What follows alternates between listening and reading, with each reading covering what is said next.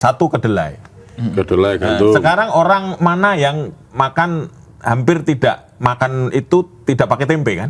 Iya. Nah, tempe itu barang impor karena kedelainya diimpor dari Banyak kan impor. luar negeri, terutama dari Amerika. Itu mungkin 80%, 90% impor. Karena kedelai kita itu panjang sejarahnya, nanti ekonom yang menjelaskan ya. Jadi kedelai impor. Kemudian apalagi? Bawang putih. Iya, bawang putih. Kalau makan tanpa bawang putih, ya susah gitu. Kan tidak sedap, tidak nikmat. Itu impor 80 sampai 90% dari Cina. Terus apa lagi tuh? Gandum jelas. Gandum jelas itu, terigu. Pemakan mie semua kita, ya kan? Nah, ini impor. Nah, kalau ini impor dengan harga yang terus dolar naik, ya berarti kan nanti harga tempe akan mahal. Ah, itu. Udah pasti itu langsung ya kalau yang iya, karena kan akan menaikkan harga kan bahan mentahnya juga mahal gitu. Mie ayam, mie yang lain itu pasti akan berdampak juga. Iya. Garam kita juga impor ternyata, ya kan? Gula untuk industri juga impor. Artinya nanti semua produk yang berbasis garam dan gula juga akan naik gitu. Juga akan terpengaruh. Itu yang membuat kenapa itu berdampak secara itu langsung apa tidak langsung ya kalau kayak gitu. Karena memang faktanya nanti ketika rupiah kita melemah ya otomatis harga itu akan naik. Pasti akan naik berlipat-lipat. Beberapa pengamat menyebut akan nyampe ke sana. Akan nyampe ke 20.000. Iya. Nah, kira-kira apa yang akan terjadi jika seperti itu? Akan ada ini pada akhirnya kan ini kan kita bahas tentang supply demand ya. Betul. Kalau kita bahas tentang barang-barang impor, terutama barang-barang kebutuhan pokok makanan gitu ya. Supply-nya ya di supply mungkin akan terus ada gitu ya. Tetapi kan balik lagi demand-nya kuat atau enggak kan gitu. Nah kalau demand-nya nggak ada, otomatis kan itu berpengaruh pada supply. Ketika supply-nya nggak banyak, otomatis kan perusahaan-perusahaan, terus kemudian usaha-usaha, UMKM yang bergantung pada barang-barang impor tadi gitu, itu kan juga pasti akan kolaps gitu. Presiden Prabowo menanggapi santai nilai tukar rupiah yang terus-menerus melemah terhadap dolar Amerika Serikat. Prabowo menyebut anjloknya nilai tukar rupiah tak berdampak langsung bagi kehidupan masyarakat, khususnya di pedesaan. Prabowo mengatakan selama Menteri Keuangan Purbaya masih bisa tersenyum, rakyat tak perlu khawatir. Purbaya sekarang populer banget, Purbaya itu. Selama Purbaya bisa senyum, tenang aja, nggak usah khawatir itu.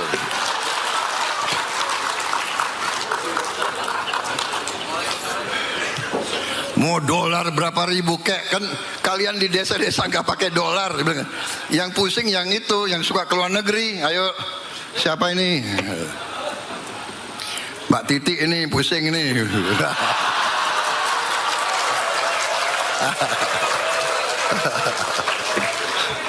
Mana lagi nih yang menteri tapi pengusaha? Coba aku cek ini mana ini. Trenggono. Udah gak keluar negeri? Oh, kok ke pulau-pulau IKA? Oke. Prabowo menyebut yang berdampak adalah para pengusaha dan masyarakat yang suka berpergian ke luar negeri. Hal tersebut disampaikan Prabowo di sela-sela peresmian Museum Marsinah di Nganjuk, Jawa Timur. Dari Jawa Timur, Anissa Rizkia, Damar Wicaksono, iNews melaporkan. Yang sering ke luar negeri itu tadi kalau katanya Pak Presiden gitu ya? Iya. Penjelasannya untuk orang awam seperti apa sih Mas Pung? Mas Andri? Mas Pung dulu deh. Jadi kita kembali ke ketergantungan kita terhadap impor ya. Impor barang kebutuhan pokok. Ini yang pokok-pokok aja, jangan yang enggak gitu. Yang langsung berdampak kepada masyarakat. Satu kedelai. Kedelai, gandum. Sekarang orang mana yang makan hampir tidak makan itu tidak pakai tempe kan? Nah, tempe itu barang impor. Karena kedelainya diimpor dari luar negeri, terutama dari Amerika. Itu mungkin 80%, 90% impor. Karena kedelai kita itu panjang sejarahnya, nanti ekonom yang menjelaskan ya. Jadi kedelai impor. Kemudian apalagi? Bawang putih. Bawang putih. Kalau makan tanpa bawang putih, ya susah gitu. Kan tidak sedap, tidak nikmat. Itu impor 80 sampai 90% dari Cina. Terus apa lagi tuh? Gandum jelas itu, terigu. Pemakan mie semua kita, ya kan? Nah, ini impor. Nah, Kalau ini impor dengan harga yang terus dolar naik, ya berarti kan nanti harga tempe akan mahal. Gitu. Udah pasti itu langsung ya kalau yang iya, karena kan akan menaikkan harga kan bahan mentahnya juga mahal gitu. Yeah. Mie ayam, mie yang lain itu pasti akan berdampak juga. Jelas ya. Iya. Garam kita juga impor ternyata, impor. ya kan.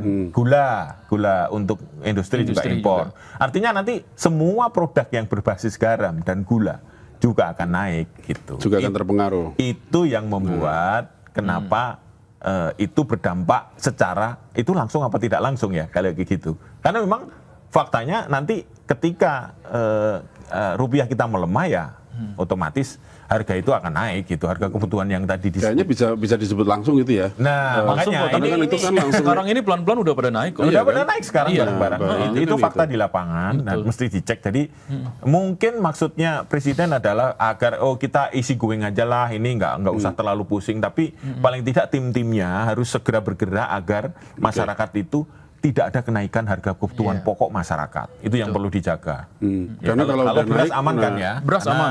Semua stok beras katanya aman. udah nggak impor Nggak ada kan. isu. Gitu. Ya, Ya, sekarang bagaimana Lauknya nih.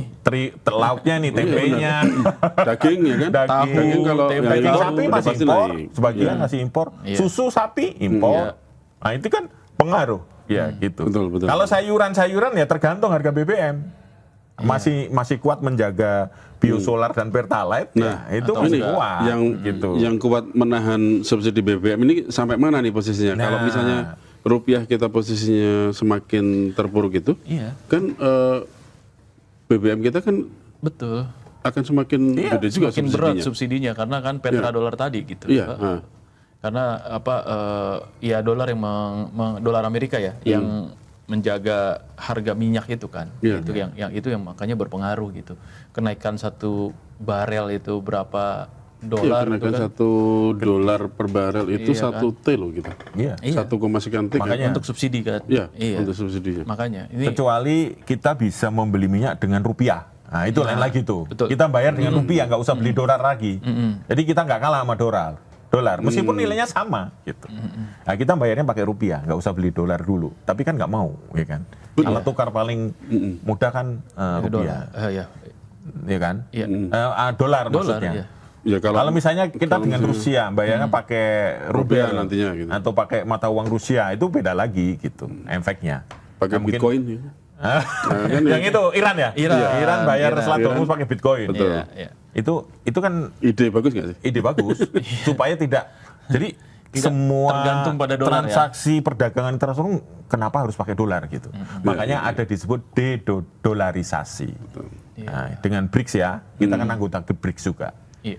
Nah, cuman memang prakteknya tidak mudah, ya kan? Karena ketergantungan itu sudah menjadi kebutuhan sehari-hari. Betul. Nah, ini yang perlu kita khawatirkan dalam waktu dekat, misalnya ini posisinya terus kayak gini, Mas. Yang perlu dikhawatirkan dalam jangka pendek, menengah maupun ke depan, nih, Mas. Kira-kira seperti apa? Ya khawatir harganya naik. Iya. Harganya naik, daya belinya turun. Itu yang paling mengkhawatirkan. Terus sampai berapa lama APBN kita bisa menahan kenaikan harga itu kan? Ya kan subsidi kan kita bukan tidak ada batasnya. Subsidi kan ada batasnya, ya kan? Terus kemudian intervensi BI terhadap agar rupiah tetap di angka yang stabil kan juga ada batasnya. Duitnya juga terbatas. Cadangan devisa kita juga terbatas. Ya. Nah itu sampai mana terbatasnya itu gitu. Jadi ya seperti itu. Kita nggak ngerti kalau katakan rupiah bisa dolar 20.000 itu berat sekali gitu, berat sekali karena ya itu tadi berarti komponen-komponen yang impor ini pasti akan naik berlipat-lipat. Beberapa pengamat menyebut akan nyampe ke sana, akan nyampe ke 20.000. Iya. Iya. Nah, kira-kira apa yang akan terjadi jika seperti itu? Akan ada ini pada akhirnya kan ini kan kita bahas tentang supply demand ya. Betul. Kalau kita bahas tentang barang-barang impor, terutama barang-barang kebutuhan pokok makanan gitu ya, supply-nya ya di supply mungkin akan terus ada gitu ya. Tetapi kan balik lagi demand-nya kuat atau enggak kan gitu. Nah kalau demand-nya nggak ada, otomatis kan itu berpengaruh pada supply. Ketika suplainya nggak banyak, otomatis kan perusahaan-perusahaan, terus kemudian usaha-usaha, UMKM yang bergantung pada barang-barang impor tadi, gitu, itu kan juga pasti akan kolaps gitu. Artinya udah nggak ada demand-nya, dia nggak bisa supply juga karena harganya terlalu mahal, dan ini kan juga akhirnya menjadi collateral damage yang cukup besar gitu. Jadi memang nggak segampang itu bahwa kita ngelihat kenaikan ini akan berpengaruh terhadap rakyat doang gitu, atau kepada masyarakat atau kepada konsumen aja, enggak gitu. Produsennya pun itu juga terancam gitu. Nah, kalau produsennya terancam, otomatis lapangan kerja yang mereka bangun ya kan, orang-orang yang bekerja untuk memproduksi itu kan juga akan mengalami guncangan, akan mengalami gangguan gitu. Ya otomatis ini juga jadi hal yang rawan ketika pekerjaan lapangannya udah nggak ada lagi gitu, lapangan pekerjaannya. Gitu. Jadi ini memang udah banyak sekali efeknya, Mas. Jadi ya harusnya pemerintah harus segera sigap sih gitu. Ya kita ditenangkan oleh statementnya Pak Prabowo ya. Tenang gitu itu, ya kan. Mudah-mudahan beneran tenang. Tapi kan, dan mudah-mudahan memang kan sudah ada langkah-langkah strategis. Secara jujur pasti akan panik juga lah dalam posisi rupiah yang terus melemah ini kan.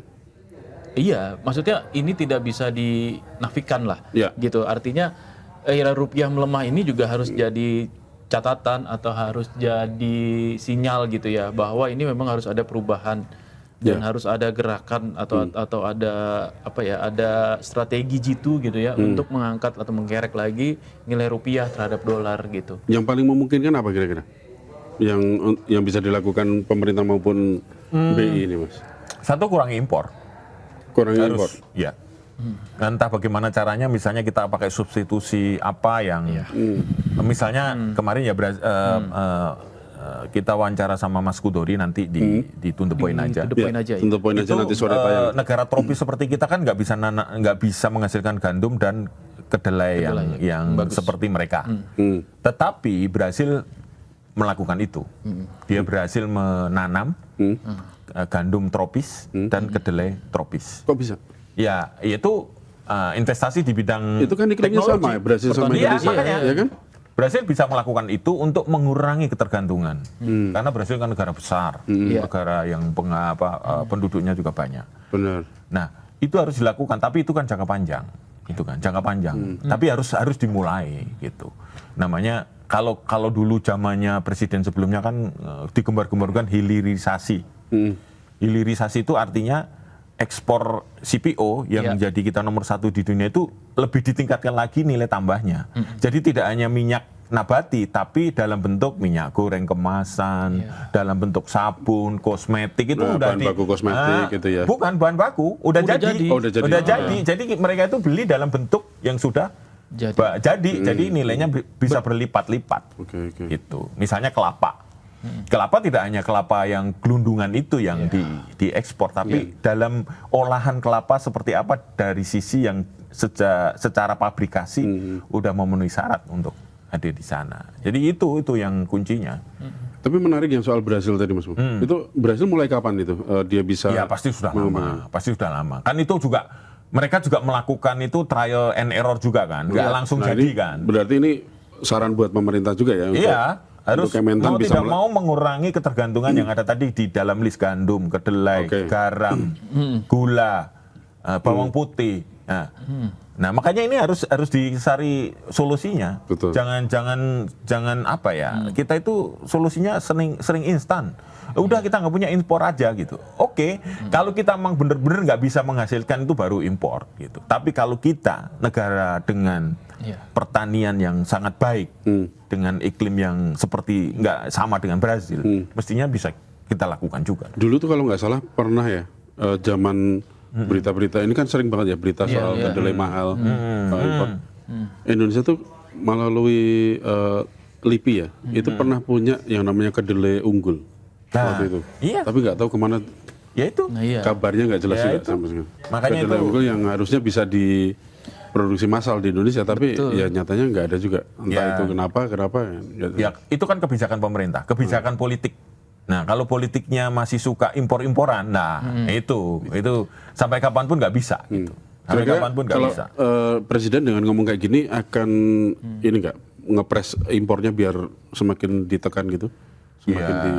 Ya tergantung kementerian-kementeriannya lah. Kalau kita mau lihat.